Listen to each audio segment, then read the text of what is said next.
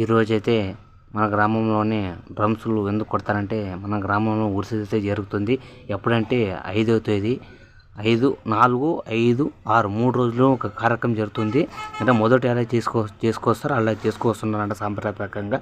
భక్తులు, జనాలు, చిన్నపిల్లలు అంతా సాంప్రదాయంగా స్నానం చేసి భక్తి కూడా చూసేకొస్తున్నారు. నేనైతే పొద్దున్న పోయినాను. ఏంద్ర స్వామి అనుకుంటే, స్వామి ఈరోజు ఉరుసన్న అని చెప్పినారు. మర్చిపోయిన, సారీ ఏమనుకోద్దండి. అందుకోసం అందరికి నమస్కారం, నేను మీ ఫార్మర్స్. అందుకోసం ఇంకా చూసినా అందరు భక్తులు ఎంతమంది వచ్చినారు చూడండి. మీ ఊళ్ళో ఇట్లా చేశారు లేదో కామెంట్ చేయండి.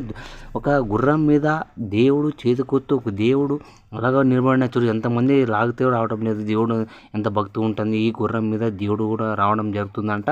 ఇది సాంప్రదాయం చెప్తున్నారు. ఎందుకంటే ఇది చేసుకుంటే మనకు మంచిది. ఈ లోపలికి ఎలా వచ్చిందో కూడా నాకు కూడా తెలియదు. అలాగే వచ్చింది, దేవుడి భక్తి కూడా ప్రీసే వచ్చిందంట.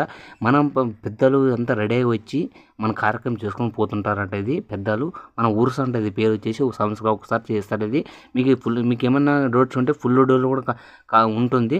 మీకు లైక్ సబ్స్క్రైబ్ చేసుకోండి. ఎందుకంటే నాకు హాయ్ చెప్తున్నారు. భక్తులు కూడా ఎంతమంది వచ్చినారు స్నానం చేసి. గుర్రం మీద అయితే ఇప్పుడు నిలబెట్టి అంతా ఇప్పుడు ఓదిక చేస్తున్నారు. భక్తి కూడా ఏంటండి, బాగా సాంప్రదాయంగా చేసుకుంటే మనకు ఊరికి మంచిది.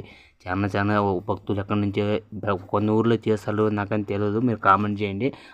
మా గ్రామం అయితే 11 సంవత్సరం చేసుకొని గ్రాండ్గా చేసి తెల్లవారుజాము 3 గంటలకు లేచి చేసుకొని పోతారు మన గ్రామ పెద్దలు. భక్తి కూడా నమస్కరించుకోండి. మనకు కూడా బాగుంటుంది. కోరికలు ఉంటే కూడా తీసుకోవచ్చు. భక్తులు సేవ చేయండి, ఇంకా మంచిదని చెప్తున్నారు.